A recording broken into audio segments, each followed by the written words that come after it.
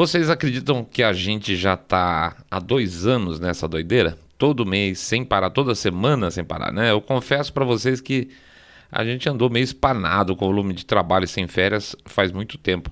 Eu já adianto pra vocês, por exemplo, que eu e o Mr. Way estamos sem férias faz uns 10 anos.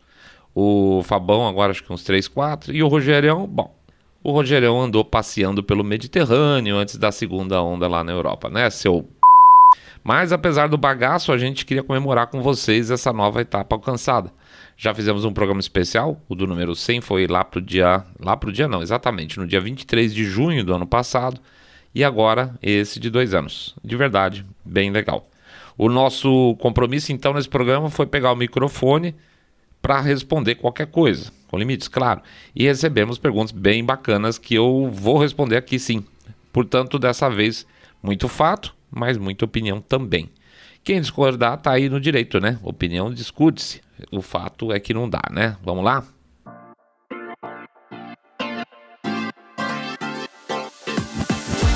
Saindo da bolha. Menos notícia, mais informação para você.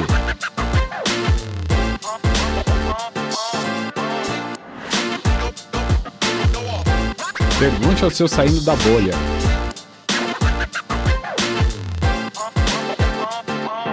Bom, é isso aí. Olha o povo me jogando na fogueira, mas vamos que vamos. Para estruturar a coisa um pouco, eu vou ver se organizo isso, as perguntas meio que geograficamente, também para ficar um pouco mais sentido, tá? Então, vamos lá. Não. Antes de vamos lá, vamos pro jabá, tá? Um jabá totalmente saindo da bolha hoje. Para quem então não conhece a gente, bem-vindo. E a gente pede sempre que passe lá no site www.saindabolha.com.br e clicar no botão Follow this podcast ou seguir a gente no Spotify, Podcast Addict, eu sempre erro, meu Deus. Apple Podcast e o Google Podcast, entre outras apps, a que vocês preferirem. Agora a gente também tá no YouTube.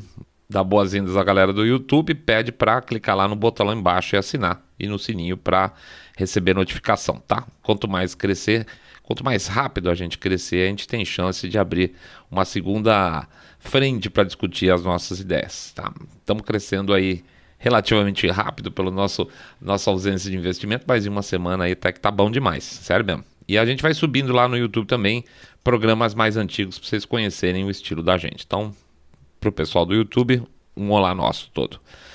Outra coisa que a gente pede normalmente é para dar um share desse episódio nas redes sociais de vocês, porque o Facebook está censurando a gente loucamente, tá? E finalmente também fazer um famoso boca a boca sarado, pedindo para vocês contarem que vocês acompanham um podcast de cabeça direita limpinho, supimpa, que abomina o politicamente correto. E finalmente vou passar também o nosso canal do Telegram, bit.ly/Telegram bolha, bit.ly/Telegram ok?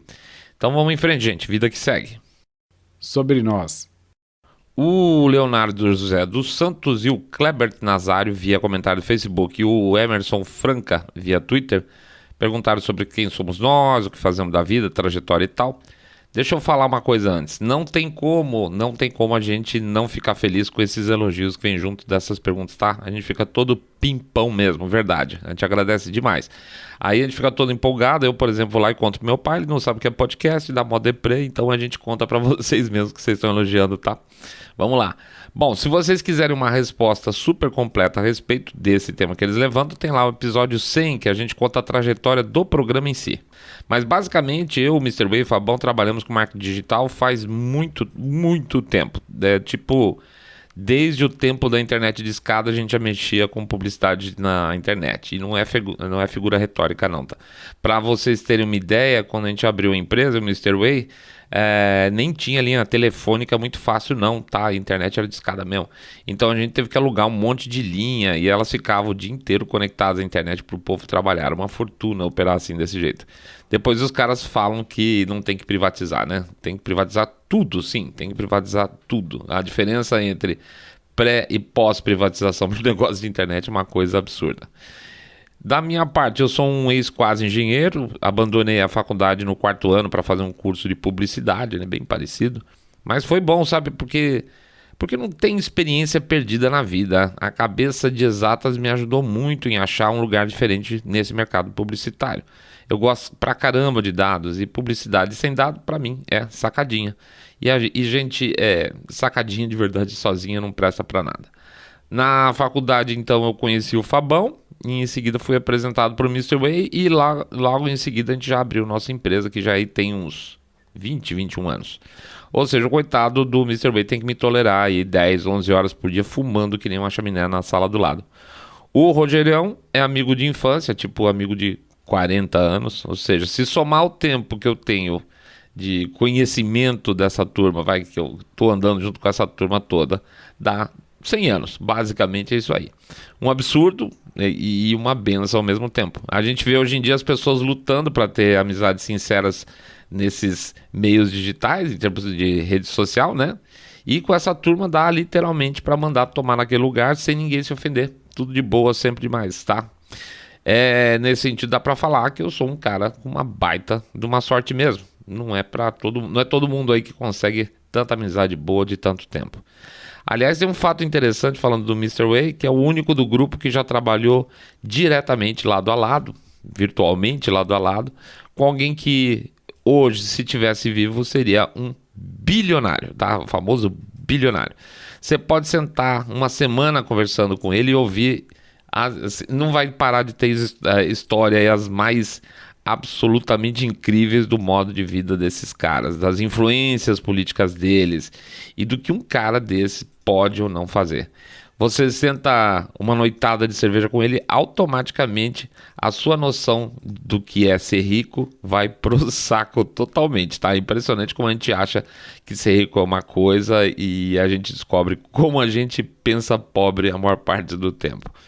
Bom, mas eu, Mr. Way, um dia fomos impactados por duas situações. Uma que um dos clientes nossos, um cliente que a gente atendia, deixou de comprar nosso serviço por conta de memes que a gente colocava nos nossos perfis pessoais no Facebook.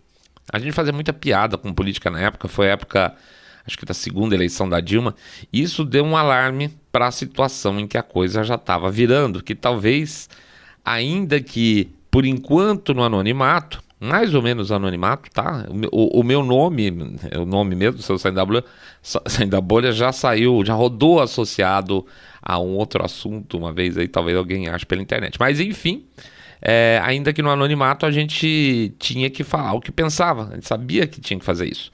A gente olhava os podcasts e, com raríssimas exceções, era tudo de esquerda, né? Muito literalmente marxistões ali, forte, da gema. Então era um território que a gente achava que de repente podia entrar para passar nossas ideias e fazer um contraponto. Outro ponto que impactou muito a gente foi um estudo lá de fora. Esse estudo mostrava que a ideia de direita, para muitas pessoas, era, como é que eu posso dizer, era meio extremada, tá? Então tinha muito canal no YouTube, canal americano, tá? Que realmente era mais radicalizado. E esse estudo mostrava que, conforme novos canais de direita foram entrando no YouTube, duas coisas acabaram acontecendo. Uma é que tinha muita gente que era de direita, seja liberal clássico ou conservador, e que achava estranho o que esses canais falavam e eles não se alinhavam muito. Às vezes algumas pessoas tinham vergonha ou receio de se alinhar e, em última análise, acabava atrapalhando, porque o cara tinha uma certa vergonha ou receio de dizer que era o quê? De direita. Aí entra os Ben Shapiros, os Steven Crowders e até mesmo um cara como o David Rubin, na verdade, o David Rubin saiu de um canal de esquerda americano, esquerdão americano, chamado The Young Turks, para montar o canal dele no YouTube e questionar as ideias e ações da esquerda. Até que hoje ele mesmo se vê muito mais como um liberal clássico, tá? Migrou totalmente, red pillou, como eles falam.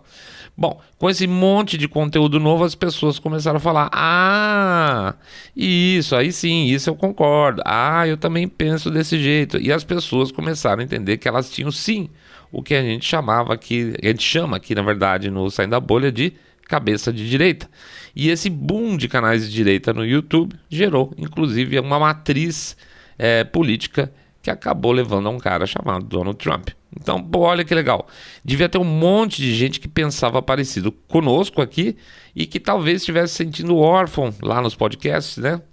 Talvez tanto faz se ANCAPs, libertarians, conservador, liberal clássico, mas que poderia ter um terreno mais ou menos comum no Saindo da Bolha. E eu acho que funcionou. E a gente acha mesmo isso porque a gente sempre comenta uma coisa, inclusive aqui com vocês, que a gente tem um baita orgulho do nosso ouvinte. Não tem bate-boca nos nossos perfis sociais. Cara, isso vale 1 milhão. Essa semana estava tendo uma discordância, acho que foi num post sobre a Rússia, mas você viu o pessoal conversando, pô, dá até orgulho, maior discussão nível alto. O outro ponto que a gente não queria fazer é falar sobre política brasileira. Já tem muita gente nesse campo e de verdade é um assunto muito complicado porque a política brasileira ainda está muito mais presa em nomes do que em ideias. Então, sei lá, vamos dizer que a gente falasse alguma coisa que o Bolsonaro disse e que a gente não concordasse. O que ia acontecer? Quebra-pau. E aí a gente falasse algo que o Amoedo falou que a gente não concordava, pum, quebra-pau. E vamos combinar, né? As notícias políticas brasileiras estão muito em cima de pessoas e o que elas disseram, o que é uma porcaria. Como é que a gente ia conseguir trabalhar com fato se vai ficar em cima de disse-me-disse, né? A gente ressalta isso, e queira ou não, as fontes que a gente usa servem para pegar fato e não disse-me-disse. Onde é que a gente ia pegar alguma coisa que prestasse, então, para a política brasileira? Muito complicado. Então, se é para passar ideias a partir de fatos, política internacional, geopolítica. Isso aí que seria o nosso canal, tá? Aí começa tudo. O Israel de Souza, grande Israel, perguntou quando o... Cadê? Ele perguntou quanto o Mr. Way levanta de supino. Eu mandei o link do seu perfil, viu, o Israel, pro Mr. Way, só de sacanagem. Ele respondeu menos que você, tá? Ele falou que dá para encarar aí uns 30 quilos de cada lado. E Israel, ele falou também para não esquecer que só a barra são 10 quilos. Então, eu não entendo nada dessa porra, mas estou entendendo que é isso. Como é que funciona? É 70 que é ou é 30? Não sei. Bom, você deve saber. O Mr. Way tá super ansioso aqui para voltar pro treino hoje, por sinal, porque estão reabrindo as academias, né? Imagino que você também deva estar ansioso. Eu não sei como é que funciona essa ansiedade para fazer exercício físico. Mas sério, eu pago pau para quem cuida da saúde, de verdade. A minha vida atlética, digamos assim, terminou quando eu tinha 19 anos. Eu jogava tênis, e meu saque era uma porcaria, mas eu jogava bem. E daí eu comecei a fumar, aí eu fui engordando e tal, então melhor parar por aí, você não vai ficar deprê. É isso aí. Israel, um grande abraço para você, obrigado pela pergunta também. Pátria Amada, Brasil. Bom, como a gente prometeu, vamos responder, né? Apesar de Brasil não ser a nossa especialidade. O Márcio Oliveira, por comentário no Facebook, falou que, e eu vou ser mais literal aqui, que ele queria saber como é que são formados eleitores de partido de esquerda, tipo PT, PSOL, principalmente no que trabalham, assim, iniciativa privada, funcionarismo público, etc.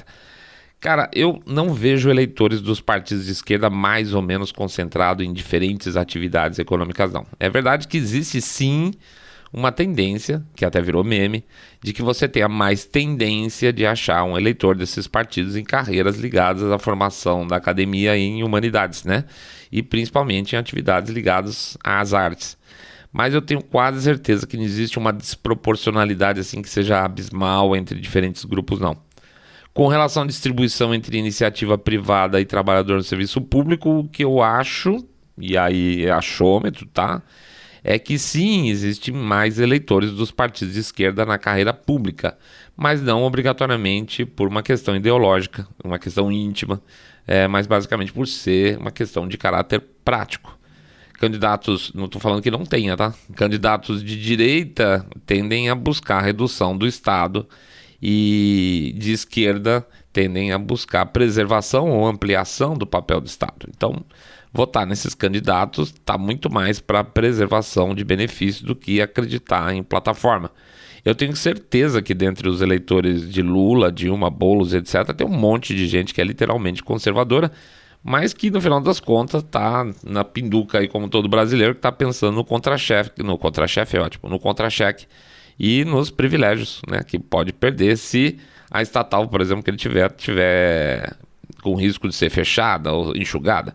E mais ainda, aliás, muito mais ainda, eu tenho certeza que existe uma enorme quantidade de famílias mais humildes, extremamente conservadoras, que votou em partido de esquerda por causa de programa social. É a mesma lógica, tá? Então, eu não vou, vamos dizer assim, acusar o cara que é servidor público de votar no partido de esquerda, se eu entendo completamente por que o cara que é mais simples, ele numa determinada situação também preferiu o partido de esquerda com medo de perder lá o Bolsa Família dele. Se a gente tivesse num país um pouco mais, com uma economia um pouco mais decente, talvez as pessoas não tivessem esse tipo de medo. Nesse sentido, então, a ideia de transformar um Bolsa Família, por exemplo, em uma política de Estado e não de governo, pode ser uma boa sacada porque tira a titularidade do programa social da mão da esquerda. O problema desse tipo de ideia, vamos chamar assim, é que uma hora entra um governo novo de esquerda, vamos dizer, o Bolsa Família já é uma política de Estado, e eles vão criar outra coisa, vai criar, sei lá, a Bolsa Família do vizinho, sabe como é que é? Porque se ele não fizer isso, ele não vai ganhar ponto. A expectativa é que a esquerda sempre crie algum programa social novo. Então você vai ter, ao invés de um, dois. Então quando você transforma em política de Estado, acaba se abrindo porta para ter outras políticas novas sempre. Então é um jeito que os caras têm de gastar o nosso dinheirinho de imposto para fazer propaganda eleitoral, né? Se a sua pergunta era mais para o sentido formação de origem das pessoas, o que faz com que o cara, sei lá, seja ou se torne esquerda ou direita, tem um livro do Jonathan Haidt, o Haidt é H-A-I-D-T, né? Jonathan Haidt, que pode te dar um caminho aí nessa resposta também, que é a chamada mente moralista, tá? O livro chama A Mente Moralista. Procura no YouTube, tem um monte de entrevista dele, do Jonathan Haidt, falando sobre esse livro e vale muito a pena, tá? Vou ver se eu consigo achar algum link de alguma palestra dele e aí eu posto no Telegram sobre esse assunto aí pra você também. Falou? Vamos pra frente. Rússia. A Luciana Aquino fez uma pergunta bem interessante sobre intolerância religiosa na Rússia, tá? E então eu vou repetir a questão dela. Ela diz o seguinte: gostaria de saber sobre a intolerância religiosa na Rússia, que criou até uma lei absurda para acusar de extremismo qualquer religião. Luciana, tem uns pontos bem complicados nessa história mesmo, mas eu fixaria a história toda em 3 religiões aqui. A Igreja Ortodoxa Russa, o Islã e, por incrível que pareça, os Testemunhas de Jeová, que acabaram sendo os mais prejudicados nessa história toda. Na verdade, a lei que trata de extremismo na Rússia tem menos a ver com religião em si e mais com questões de identidade cultural e também questões sérias relacionadas à ideia de movimentos separatistas por razões religiosas. E aqui a gente está falando do Islã especificamente, tá? Os chechenos, por exemplo. Se você for ver o Stalin mesmo, lá atrás já tinha percebido que não dava para manter a unidade nacional russa se ele não concedesse espaço para a religião. E foi o que ele fez. Ele permitiu a volta da Igreja Ortodoxa Russa, apesar do Estado ateu. Então tem quem diga que, por exemplo, que vazaram, né, vamos dizer, alguns milagres que aconteceram quando Stalin foi rezar a favor da Rússia, que a Rússia teria... a União Soviética teria virado o jogo contra a Alemanha porque Stalin foi rezar, aquela coisa toda. Papo furado, obviamente ele nunca foi rezar nada disso, mas era um jeito do Estado se comunicar com o povo religioso e manter vamos dizer assim, uma relação positiva entre as partes. Então a religião, especificamente a Igreja Ortodoxa Russa, vamos dizer assim, até que se dá bem com o Estado já faz muito tempo. Com o Putin, ele mesmo reforçou favoravelmente essas questões religiosas, porque ele vê na Igreja Ortodoxa Russa um espaço favorável para uma identidade nacional. E aí, inclusive, junto com as outras igrejas ortodoxas, a da Bielorrússia e da Ucrânia. Para você ver como isso é importante para ele, para o Putin, quando a Igreja Ortodoxa Ucraniana rompeu com a Ortodoxa Russa, ele estrelou pra caramba, estrelou forte, porque era importante estar todo mundo alinhado dentro de um mesmo espaço religioso e subordinado à Rússia, tá? O que tem pegado mais forte, por incrível que pareça, são os Testemunhos de Jeová. Olha que doideira. Pelo que a gente está pesquisando, tem aproximadamente aí uns 175 mil seguidores lá na Rússia. E eles têm um problema. E aqui eu quero dizer problema na visão do governo russo, tá? Porque eles são literalmente um grupo muito fechado, com pouco ou nenhum interesse em simbologias de Estado, por exemplo. E para piorar, são uma religião de origem americana. Então, acredite ou não, os testemunhas de Jeová foram incluídos na lista de grupos extremistas, como se fosse um Al-Qaeda da vida, por exemplo, tá? Isso assim, esse não amar entre russos e testemunhas de Jeová vem lá de trás, tá? Desde os tempos de União Soviética. E se a gente for pensar no Estado russo, dá para imaginar que entrar numa lista negra, então, como eles entraram, não deve fazer a vida deles muito fácil, certo? O resultado disso, então, é que mais de 400 já foram presos, olha isso. E tem histórias cabeludíssimas de tortura em prisão e tudo mais, tudo que se pode pensar de pesado quando você pensa em estar associado a algum tipo de conflito político dentro do Estado, no Estado russo, tá? E que eles estimam mais ou menos que uns 5 ou 10 mil religiosos aí da Testemunhas de Jeová já tiveram que fugir do país. O azar é o seguinte, exatamente por ser um grupo muito fechado em si, e mal comparando, tá? Vou pedir licença para essa comparação. Se você pegar, por exemplo, nomeações como presbiterianos e batista, por exemplo, são nomeações pentecostais, é como se fossem primos, tá? Os presbiterianos e batistas. Então mexeu com um, mexeu com o outro, um apoia, o outro apoia. Mas os testemunhos de Jeová não têm esses elos com as outras religiões. Então o resultado é que, de verdade, hoje os caras estão passando por um péssimo bocado por lá e ninguém fala deles, tá? Então assim, estão numa pinduca tremenda e ninguém tá ligando muito para eles não. Então, meio que no resumão, na nossa visão, não é uma questão de intolerância religiosa em si do governo atual, como se fosse na época da União Soviética, tá? No período pré-stalinista. Mas é muito mais uma questão conjuntural que acabou pegando forte, principalmente os testemunhas de Jeová no contrapé. E olha que azar, né? China. Tem duas questões interessantes de China que a gente quer abordar aproveitando as perguntas. Uma é como anda a posição dela com os países vizinhos, tipo Vietnã, Coreia do Sul, etc. e tal. E quem mandou essa pergunta especificamente foi o Matheus Medeiros Souza. E a outra que o Robson dos Santos mandou, que é porque ninguém comenta sobre os campos de concentração. Na verdade, vamos lá de novo, né? Porque ninguém comenta sobre os campos de reeducação, concentração da China. Mas vamos começar pela segunda, tá? Eu vou preparar aqui meu chapéu de alumínio para responder essa questão. Olha, pela visão brasileira eu vejo alguns motivos aí. Primeiro que os analistas internacionais da imprensa brasileira basicamente funcionam como uma sucursal de má qualidade da imprensa americana. Se amanhã a imprensa americana começar a dizer que a origem do ser humano é o sapo, no dia seguinte você vai ver o Jorge Pontual usando meia e sapato verde comendo mosquito, tá? Não tem absolutamente nada que diferencie opinativamente esses caras nossos aqui do que sai lá na mídia corporativa americana. E olha, gente, que eu poderia até falar que lá e cá os caras pensam parecidos, mas uma coisa é parecido, outra coisa é idêntico. Então, razão 1, no Brasil não se fala disso, porque até bem pouco tempo atrás, lá fora também não se falava. Como lá fora está começando a mudar lentamente, é possível que aqui também comece a mudar lentamente, mas com atraso. A segunda razão é ideológica, obviamente, tá? É isso mesmo. Boa parte da esquerda brasileira é tacanha e ainda está lá nos tempos de Guerra Fria. Olha, deixa eu te contar um caso. Eu conheci um cara que comprou um carro chinês por motivação ideológica. Se tem uma pessoa tão tacanha para fazer uma coisa dessa, imagina coisas menos absurdas. Tem muita gente que ainda acha que a China é aquela China lá de trás, dos tempos do mal, e que a Rússia ainda é a Rússia soviética, e por isso eles acham os caras fantásticos. Portanto, falar uma coisa dessas, que eles têm campos de concentração, é falar mal da China, logo, eles não vão falar de jeito nenhum.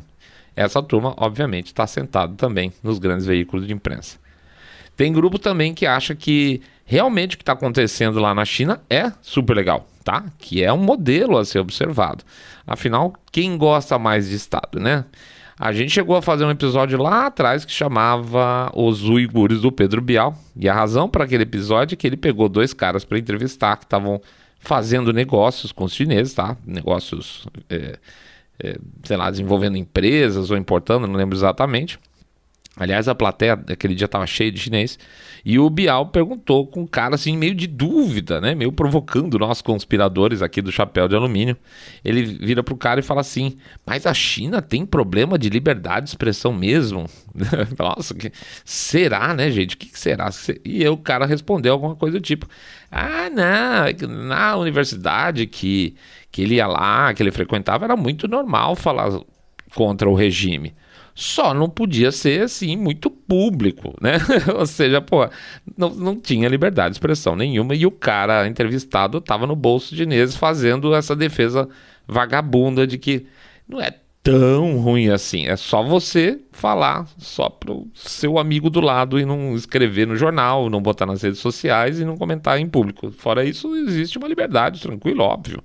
E o Pedro Bial, além de acatar essa bobagem gigante, ele não contestou nada, ele ainda esqueceu naquele programa que estava em alta, inclusive na época já, de falar dos uigures, né? Que isso aqui é um certo problema de liberdade de expressão, né? Por que será que ele esqueceu? Ou seja, tem jacu ideológico, tem jacu parado no passado, aí na época da Guerra Fria, e pode apostar que tem muitos caras espertos no bolso deles também. Respondendo também aqui, cara, tá complicada as relações da China com seus vizinhos, tá? E o grande problema, além do golpe de Estado de Mianmar, que é apoiado pela China, né, na região, é o mar, obviamente o mar do sul da China, que a China resolveu, que é tudo dela, né? Tá? Inclusive um monte de ilhas e atóis de outros países, águas territoriais, áreas de exploração comercial, é tudo deles, tá? E tá bem feia a coisa por lá. Sem contar Taiwan, obviamente. Se você pegar o Vietnã, que você até cita na pergunta, que não é exatamente um grande aliado do Ocidente, tá? É um regimão fechado de esquerda, muito pelo contrário. Então, né, para você ter uma ideia, esses caras até antes do Biden estavam fazendo acenos para os Estados Unidos de simpatia, né? Teve visita de navios de guerra lá dos Estados Unidos do Vietnã, estavam se abraçando aí ao máximo possível. A China disputa com o Vietnã águas territoriais com potencial de exploração de óleo e ganhou aí, então, outros problemas aí, novos contornos de raiva, tá? O que a China coloca como dela de água territorial no Mar do Sul da China, basicamente tira a maior parte de toda a água das águas a serem exploradas comercialmente pelo Vietnã. Eu não sei se você já tinha essa informação, mas a marinha chinesa tem origem no que eles chamam de milícias marítimas, que antes eram literalmente barcos de pesca que assumiam periodicamente algumas funções militares. Hoje, essas milícias marítimas chinesas são mais modernas, vamos chamar assim. Na verdade, são barcos de guerra rápido, disfarçados de barco de pesca, tá? Eles fazem o casco reforçado, tem armamento dentro, tem pessoal treinado militar dentro e um barco de pesca, tá?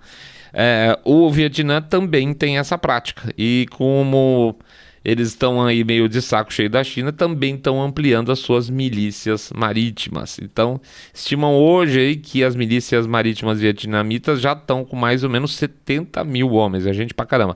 E eles são usados basicamente para quê? Para espionar embarcações chinesas, acompanhar, provocar colisões, provocar situações de conflito com os chineses, porque pegaria mal os chineses dando bordoada nos vietnamitas à toa, então eles conseguem dar uma cutucada nos caras de vez em quando sem ter nenhum tipo de consequência, tá? Lembrando que a legislação chinesa mudou recentemente e a guarda costeira chinesa, costeira que é uma loucura, né? Porque águas internacionais que eles falam que são deles, podem atirar em embarcações à vontade se acharem que é o caso. Então eles cutucam lá os barcos da guarda costeira chinesa para ver se consegue algum tipo de conflito, mas os chineses ficam fugindo de uma situação pior, tá? Então, hoje, eu diria que talvez uma das situações mais complicadas mesmo, que seja em relação ao Vietnã, porque o Vietnã não está aceitando essa situação na boa. Aliás, quem recebeu também recentemente uma invasão de milícias marítimas chinesas foram os filipinos, na região do Recife de Whitsun, se não me engano, que fica na zona econômica exclusiva filipina, mas que, claro, os chineses também acham que é deles, né? Vão lembrar, é tudo deles. Primeiro, o presidente deles, lá, o Duterte, falou que se ele tivesse que intervir, seria um derramamento de sangue, que era para a China tomar cuidado e tal, depois voltou atrás. O Duterte, a gente já comentou em algum outro episódio antigo nosso, é zero confiável, tá? Teoricamente, ele deveria ser um grande parceiro americano. Afinal, as Filipinas são um antigo aliado americano, né? Inclusive tinham bases navais por lá até os anos 90, e eu acho que foi a Corazon Aquino que botou um referendo lá para saber se a população queria as bases lá ou não, e a resposta do não ganhou. Então hoje os Estados Unidos não têm mais base militar nas Filipinas, tá? Ainda assim as relações com os americanos sempre foram positivas, isso é inegável. Até que o Duterte entrou e começou a se aproximar da China, apesar dele mesmo, na campanha, ter falado que se precisasse ele ia de jet ski nos atóis, lá nos recifes, proteger as águas Filipinas dos chineses invasores. Entrou no cargo, automaticamente saiu barato para os chineses. Você perguntou também da Coreia do Sul, né, Matheus? Eu não vejo a Coreia do Sul dando problema para a China e vice-versa por enquanto. Na verdade, a Coreia é bem neutra nesse aspecto, seja porque o governo atual coreano é bem esquerdão, para os padrões dele, tá? Como porque eles já têm um pipinão na mão, que é a Coreia do Norte ali, do lado de lá. Então, o que se diz é que o governo chinês sempre procura para dar uma cutucada lá na Coreia, de saber com alguma frequência se eles estão pensando em entrar ou não para o Quad, né? Que seria essa aliança meio informal com Estados Unidos, Índia, Austrália e Japão. Se eles têm interesse, se eles estão mais para lá do que para cá, e pelo que se tira é que geralmente a Coreia do Sul não tem interesse nenhum, nem de se aproximar de Washington, nem de Pequim. Então eles vão ficar ali no meio quietinhos na deles por enquanto, e com isso a China também não precisa se preocupar muito com eles não. Estados Unidos. O Fernando Cominato pediu para a gente comentar sobre Israel, as questões aí das diferenças de postura na política externa do Trump versus o Biden, e o fato, por exemplo, do Netanyahu ter sido um dos primeiros a reconhecer o Biden logo ali no dia seguinte, aí, praticamente nas primeiras horas das eleições. É isso mesmo. Pois é, Fernando, muita gente azedou quando o Netanyahu foi com um gatilho muito rápido para parabenizar o Biden. É difícil saber exatamente a razão, mas Israel não dá ponto sem nó. Se tem uma política inteligente por aí afora externa, é de Israel.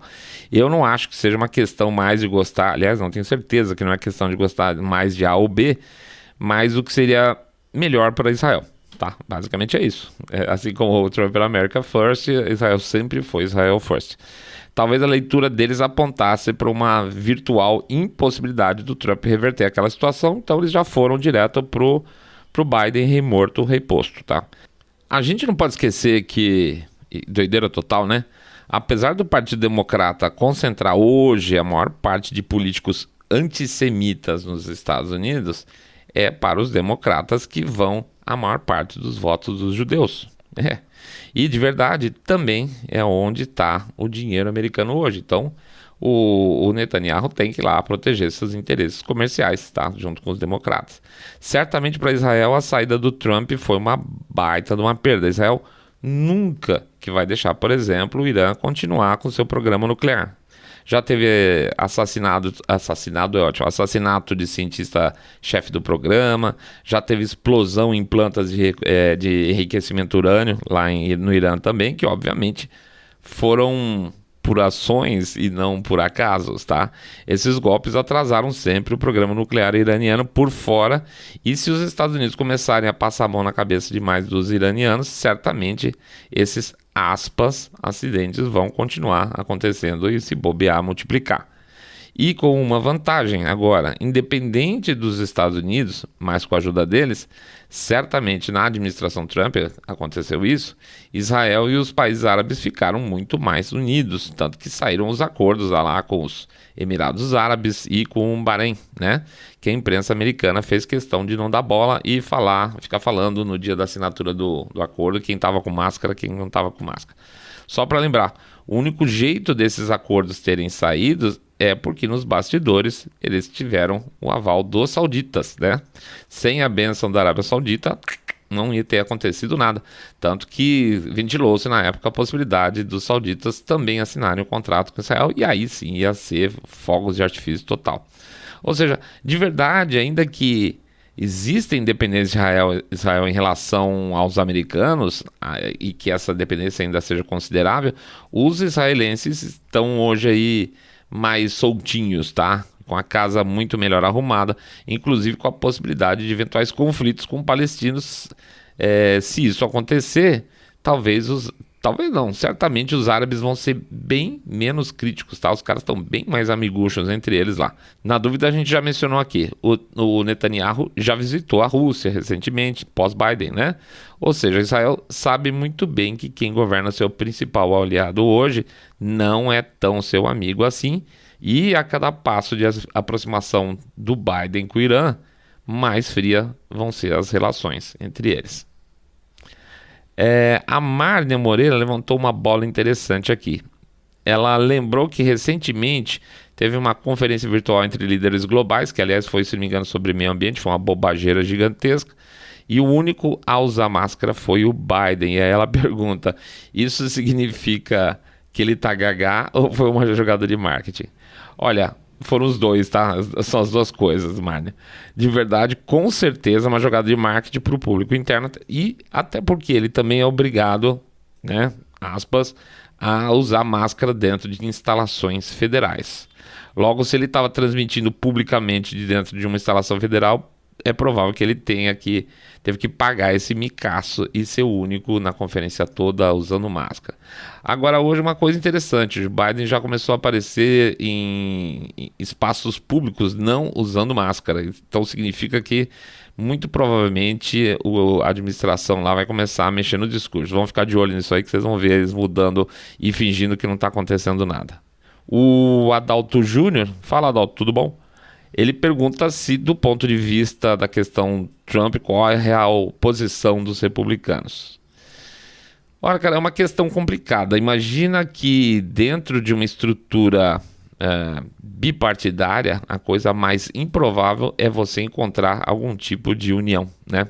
Imagina que num partidão tipo PMDB aqui no Brasil, você tem diferentes caciques que mandam em função de questão regional, tem poder dentro do Congresso mais para um grupo do que para o outro, ou mandam por serem governadores e terem bancadas estaduais. Então o partido é grande, mas é totalmente dividido aí em currais, né?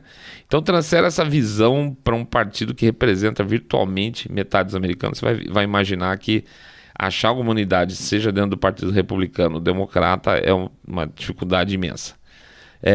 Posição pessoal nossa, tá? A sensação que a gente tem é que o Partido Republicano vai passar por uma segunda onda de transformação, tá? Uma segunda, em termos mais recentes, obviamente, já teve algumas transformações, mas recentemente essa vai ser uma segunda mais significativa. Acho que a primeira onda recente foi o esvaziamento dos neocons, mais ligados a grupos religiosos por lá, que tinham um discurso mais chato, e foram substituídos por uma vertente um pouco mais moderna, acho que seria isso, não sei se é essa palavra, mas vamos lá, uma vertente mais moderna, com essa cara que o Trump deu ao partido, inclusive. Vamos lembrar que até as primárias o Trump estava bem longe de ser uma unanimidade republicana, né? Eu vou te contar, eu mesmo olhava torto para ele, eu não achava ele suficientemente republicano. Olha isso, eu não achava ele republicano da gema para ser presidente, e minha aposta na época era o Ted Cruz. Mas o Trump literalmente reviveu, ele recriou o eleitorado republicano. O cara falava as coisas que o eleitor queria ouvir e mais, no governo dele ele colocou em prática a maior parte do que ele prometeu em campanha, o que nunca foi padrão para político republicano, que sempre teve lá meio acostumado a trabalhar por trás das cortinas junto com os democratas, né? O miolão, tanto faz ser, no centrão deles lá, tanto faz se eu for republicano ou democrata. Essa é a percepção, na verdade, que o eleitor teve com o período eleitoral, onde parte dos políticos republicanos ficaram quietos depois de tudo que aconteceu, falta de apoio até durante a eleição mesmo que ele teve, em várias praças e em setores dentro do partido. Eu acho que isso vai gerar uma baita reviravolta dentro do campo republicano daqui para frente. Eu nunca vi tanto político republicano sendo xingado de rhino, né? Rhino antigamente era uma característica, tá? Que era o Republican in name only, ou seja, era o republicano só porque era. Hoje virou uma ofensa séria. Então você pega os neocons que eu falei agora há pouco, eles não sumiram, mas eles viraram, por exemplo, um bloco minoritário dentro do partido. Tem bloco, por exemplo, também ligado à família Bush, muito forte, por aí vai, tá? Pelo lado novo, para esse lado mais trumpista, mais nacionalista, por exemplo, a ex-secretária de imprensa do Trump, a Sarah Huckabee, aquela da carinha redonda, ela já ganhou o apoio dele para concorrer em 2022 no Arkansas, nas primárias. Vai ser da turma dele. Em Ohio, ele já avisou que vai lutar para tirar, aliás, para colocar, né, o Max Miller no Congresso, lá como congressista, no lugar do tal do Anthony Gonzalez, que foi um dos sem vergonha que votou contra ele, mesmo sendo republicano, no segundo processo de impeachment dele. Por outro lado, políticos que estavam aí por cima da carne seca, tipo a ex-embaixadora da ONU lá, a Nikki Haley, mas que não se pronunciaram em relação a fraudes, rapidinho estão caindo no desencanto dos eleitores republicanos. Então, lá de possível futura candidata a presidente republicana, a Nikki Haley agora é chamada do quê? De Rhino, né? Por muita gente por aí, e acabou perdendo espaço para outros candidatos à presidência no futuro, se o Trump não for candidato, como, por exemplo, o Ron DeSantis e o mesmo Ted Cruz, tá? Que batalharam o tempo todo ao lado do Trump. Ou seja, a nossa percepção é que nessa próxima eleição de 2022, que vai trocar aí congressistas, alguns, né, congressistas, alguns senadores, alguns governadores, vai dar para perceber se esse movimento republicano mais para um estilo nacionalista e conservador e menos meio-campista como atual, vai ser o futuro do Partido Republicano ou não, tá? O Otávio Coimbra perguntou em quem eu votaria em 2024 nos Estados Unidos se o Trump não for candidato, se eu fosse eleitor lá, claro. Olha, ou no Ron DeSantis, que acabei de falar aí em cima, governador da Flórida, ou no Ted Cruz. Qual a vantagem do DeSantis? É que ele, sendo governador, ele tem história para contar e ele está passando um pau de leis por lá bem interessantes. A última que eu lembro é de proibir já preventivamente a questão de passaporte de vacina. Então, isso é interessante. Mas das duas, uma, e a gente vai ter que ficar de olho aqui. Ou ele é um cara que reage realmente rápido a esse tipo de coisa, o que é muito bom, ou é um cara que sabe aproveitar marqueteiramente assuntos polêmicos. É isso que a gente tem que ficar de olho, tá? Também é uma possibilidade. Tem uma coisinha que andou me incomodando um pouco nele nos últimos tempos, é que ele meio que tá clonando um pouco o Trump no jeito de falar. Tá meio exagerado, sabe como é que é? E aí você fica meio cismado se não tem um excesso político por aí. Mas pelo conjunto da obra, sinceramente, ele tá indo muito bem lá no governo da Flórida. Do outro lado, o ponto positivo e negativo do Ted Cruz é que ele está aí na política faz muito tempo e não é um cara que fica pulando de lado uma hora para outra, tá? Ele tomou umas porradas do Trump na eleição, na época das primárias, falou mal do Trump, mas no final é política, né? Se juntaram aí, um acabou apoiando o outro e ele foi muito importante na administração anterior. Então, se ele tivesse, com todo esse tempo de carreira, alguns podres escondidos, já teriam aparecido. Então, ele está fora dessa questão. E na época das eleições e dos impeachments, ele foi escudeiro aí, fielzíssimo do Partido Republicano, o que passa para mim muita confiança. Então, se eu não pudesse escolher dois, se eu tivesse que escolher um entre o Ron DeSantis e o Ted Cruz, eu diria que hoje o Ted Cruz, por ser mais velho. Hoje ele está com 50, concorreria com 53. O DeSantis é novinho, está com 42. Ele pode esperar um pouquinho, esperar 8 anos de Cruz. E aí ele entraria com 53. Olha que beleza, 16 anos de Partido Republicano, 8 com Cruz, 8 com DeSantis. Maravilha, sonho meu, tá? Canadá. A Julieta Solera, olá, tudo bom, Julieta? Pediu pra gente confirmar se a história do pedido do SOS no Canadá, em Niagara, era verdade. É assim, Julieta, o protesto aconteceu mesmo. Para quem não tem acompanhado a gente, as restrições lá no Canadá em função do pastel da sorte chinês, especialmente em Ontário e em Quebec, estão uma doideira, tá? Se vocês acham que aqui no Brasil as restrições são pesadas, saibam que lá tá pior ainda. Com a polícia aí tá tendo atitudes extremamente, não tem outro jeito de falar, fascistoides, prisões ilegais, hotéis de quarentena usados com critérios nebulosos. Enfim, boa parte dos cidadãos de lá já estão over pistola, tá? Tanto que principalmente em Montreal já andou tendo alguns protestos bem grandes. Então, Um grupo de manifestantes em Niagara, que é a fronteira com os Estados Unidos, pelo rio Niagara, fez um protesto fazendo sinais de luz, apontando esses sinais de luz para os Estados Unidos em código Morse. É um pedido de SOS, tá? Com o fundo era uma bandeira canadense de cabeça para baixo.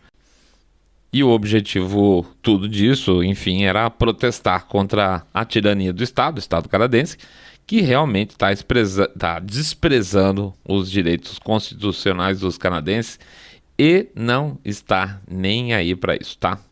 Então, Julieta, história confirmada. Sobre o saindo da bolha, a gente deixou para falar das questões mais operacionais do saindo da bolha agora para o final, inclusive para dar gancho aí para as mudanças que vão fazer a partir de maio. Vamos lá. O Fernando lá do Twitter, aliás, o Super Fernando, obrigado aí pelos empurrões e retweets que dá aí na gente.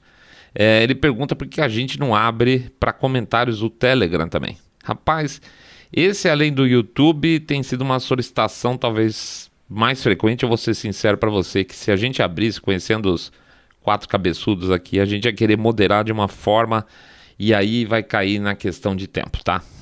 E aí vai ser também um empurrando pro outro.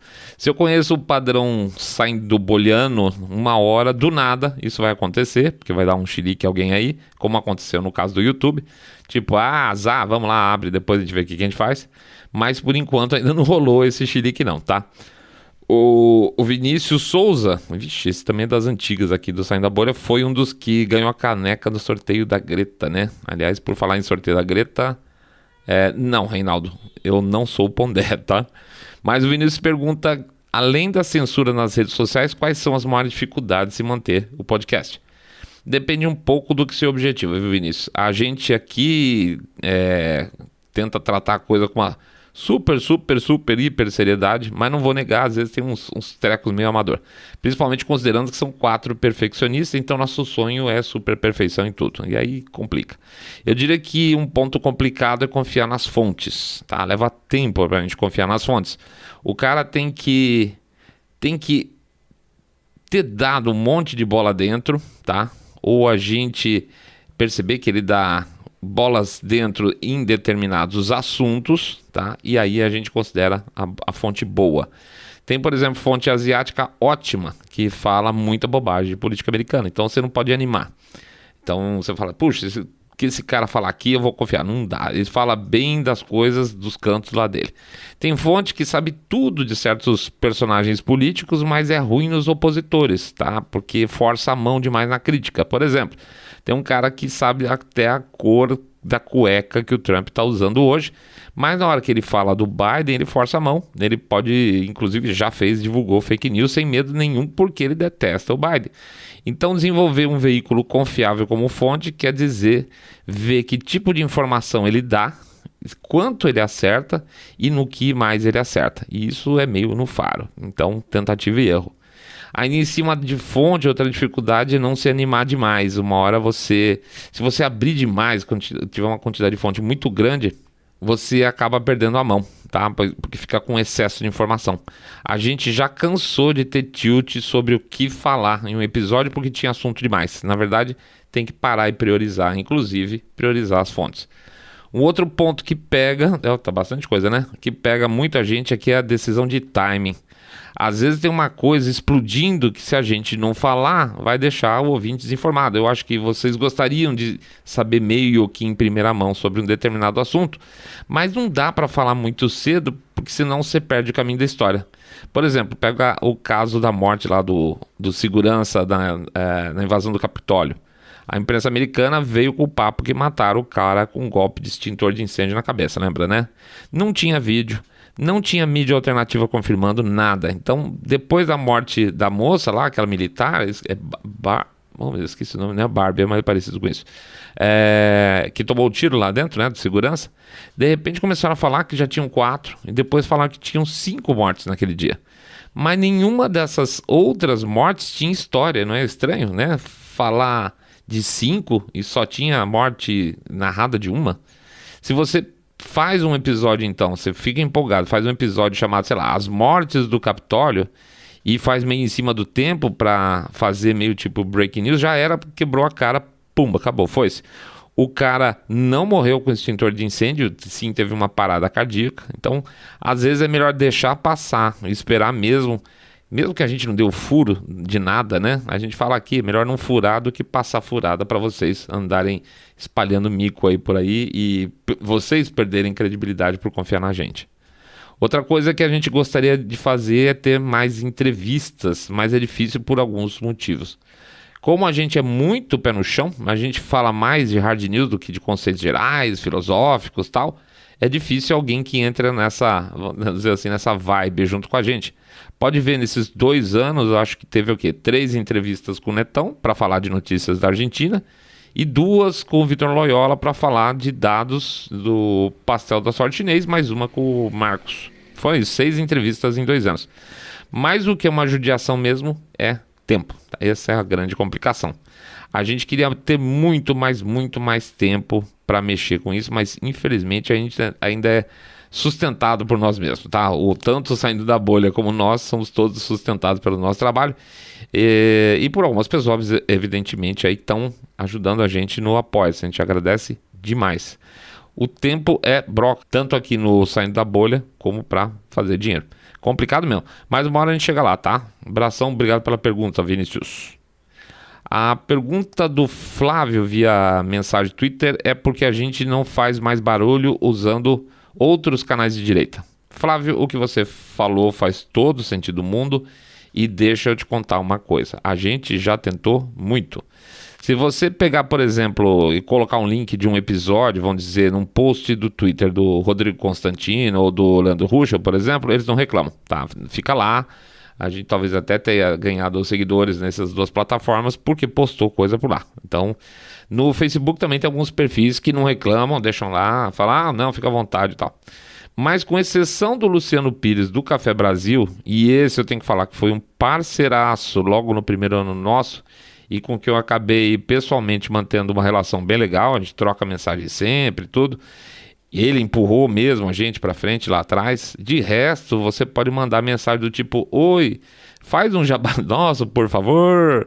E não rola nem resposta, tá? Os caras não respondem mesmo. Aliás, tem perfil, inclusive, que se você jabazar, os caras derrubam seu post. Ontem mesmo eu fiz um jabazinho, a gente tá com essa abertura do canal do YouTube, né? Falei, deixa eu dar uma olhada aí nos canais de YouTube mais fortes, pra gente falar, fazer uma graça, falar que o Saindo da Bolha é legal e tal. E a gente pegou um perfil grande aí do YouTube de notícias e análises nacionais, com mais de 1 milhão de seguidores, e o jabá não ficou no ar nem 1 hora, já deletaram. Então a gente tem a percepção, e pode estar enganado, mesmo porque a gente é meio outsider, né? Por mais que a gente tenha 2 anos aí, a gente é meio novinho na coisa, que tem uns grupos que meio que se ajudam entre si, mas não tanto os de fora. Eu não sei explicar direito, cara. A gente ainda é relativamente novo no meio, mas parece realmente que existe bastante respeito entre as pessoas dentro desses certos grupos, entre eles, mas fora não obrigatoriamente, tá? Não sei explicar de verdade como é que funciona isso. Mas você está absolutamente certo, sim. A coisa que mais ajudaria a gente a ampliar a nossa audiência seria se os canais mais maduros nos dessem um espacinho, por menor que fosse, tá? Falando que tem o Saindo da Bolha, que é legal, sugerindo conhecer. Quem sabe uma hora essa turma destrava e fica um pouco mais gentil conosco, tá? Gente, eu vou deixar o nome dos nossos apoiadores do Apoia-se na descrição desse episódio. Aliás, acabamos de realizar o 2º sorteio e tivemos um vencedor que já foi contatado. Mais uns dias aí a gente posta lá no Facebook e no Telegram o nome dele, se ele deixar, tá bom? E a gente agradece do fundo do coração o apoio financeiro que a gente está recebendo por lá, tá? Muito importante. É da onde está saindo a graninha para a gente fazer as nossas campanhas de Facebook, para lembrar que o Saindo da Bolha existe no Facebook ainda, por mais que eles escondam a gente. O que vem por aí? Bom, é o que a gente falou. A gente tentou por meses, esses últimos meses, manter pelo menos 3 programas por semana. E, na verdade, o nosso projeto era encaixar mais um ainda, tá? Ficar 4 programas por semana. Mas não deu, viu? Então, nós vamos fazer um ajuste na pauta com o compromisso com vocês de manter o mesmo tempo de transmissão semanal. Hoje, semanalmente, a gente tem a bolinha, que tem 30 minutos, em média, e mais 2 rapidinhas com 15 minutos cada. Ou seja, a gente tem 1 hora de transmissão por semana. O que muda a partir de maio? O nome e bolinha da semana e rapidinha vão subir do mapa e vai virar tudo saindo da bolha mesmo, tá? E com 2 episódios semanais de 30 minutos cada, ou seja, o mesmo tempo semanal de transmissão de 1 hora, só que ao invés de 3, 2 programas. Ah, mas se eu sair da bolha, e as bolhonas de 1 hora? As bolhonas de 1 hora vão continuar a acontecer. Hoje elas ficam na última semana de cada mês, mas passam a acontecer em função de eventos ou temas especiais, tá? Se tiver bomba ou assuntão, tem sim, mas não vai ter mais com dia e hora marcada. Pelo menos marcado aí, como a gente fazia hoje, última semana.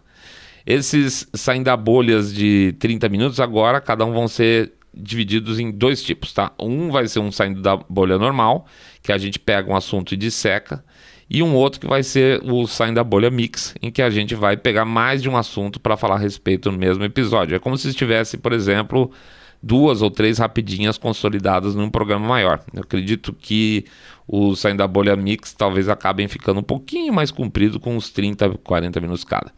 Hoje a gente tem bolinhas todas as terças, quando não é bolhona, e as rapidinhas e quintas, às quintas e domingos. Agora os saindo da bolha, seja normal ou mix, vão entrar nas segundas e quintas-feiras.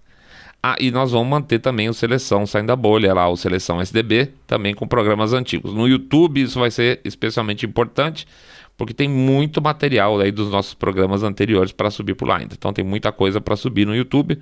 Quem já assinou, quem está gostando do nosso canal lá, que não conhecia ainda, lá não, aqui, né, para quem estou falando para o YouTube, prepara que vai ter bastante material novo chegando. Num certo sentido, a gente fica chateado, porque para o podcast isso deve gerar uma queda no número de downloads, tá? Não tem jeito. Quanto mais episódios por mês, mais downloads por mês. Mas, em compensação, a gente vai poder descansar um pouco no domingo. Quer dizer, descansar pesquisando, né? Porque na segunda já vai ter sempre episódio. A gente queria pra caramba colocar um por dia, se fosse o caso. A gente até chegou a estudar, colocar um super curto, terça, quarta e sexta, para completar o segunda e quinta. Mas para quem conhece a gente, sabe como é que isso termina. Vocês vão lembrar, e quem está um tempo a mais acompanhando a gente. Tinha o 200 segundos, que era um programa curtinho, que depois acabou virando 300 segundos. Que depois virou 500 segundos e virou uma rapidinha de 10 minutos, e que hoje está quase com 15 minutos. Então é como se o nosso antigo 200 aos poucos tivesse virado 900. A gente não resiste, se é para falar, a gente acaba falando mais do que é possível, do que é administrável para a gente mesmo, tá? A gente quer mostrar mais fatos, a gente quer mostrar mais exemplos. Então vamos recomeçar devagar. 2 vezes por semana no Capricho para vocês, e em troca, seu saindo da bolha, Mr. Way, Rogerão e Fabão vão ganhar o domingo e correr para fazer din-din para poder voltar a investir no saindo da bolha quando essa porcaria dessa pandemia melhorar e o mercado der uma reaquecida, tá bom? Bom, é isso aí. Curti demais esse bate-papo. Quero fazer mais vezes, tá? Vamos combinar com os caras aqui. E aí agora vamos pro nosso Jabá Expresso. Vamos lá, como sempre. Quem não conhecia a gente, então, por favor, acesse o nosso site www.saindabolha.com.br, clica no botão Follow this podcast, segue a gente no Spotify, Podcast Addict, Apple Podcast, Google Podcast e no YouTube, nosso canal do YouTube, que tá aí, com uma semaninha começando agora. Então, vai lá, assina, clica, ajuda, porque cada vez que vocês assinam o canal nosso, o YouTube acha que a gente é mais bacana e acaba eventualmente dando um pouco mais de espaço. Segundo ponto, fazer share nas redes sociais, porque o Facebook está capando a gente. Terceiro, fazer o boca a boca sarado. Contar para os seus amigos que vocês estão acompanhando o podcast com cabeça direita, limpinho, supimpa que detesto o politicamente correto. E, finalmente, passar para vocês o nosso endereço no Telegram. bit.ly/Telegram-bolha bit.ly/Telegram-bolha. Pessoal, um ótimo resto de semana. Um grande abraço para todo mundo. Vamos para frente, hein? Muita saúde, muita paz. E vamos continuar informando aqui vocês, porque vocês sabem que o que a gente quer é que vocês fiquem todos muito, muito mais super, super bem. Saindo da bolha.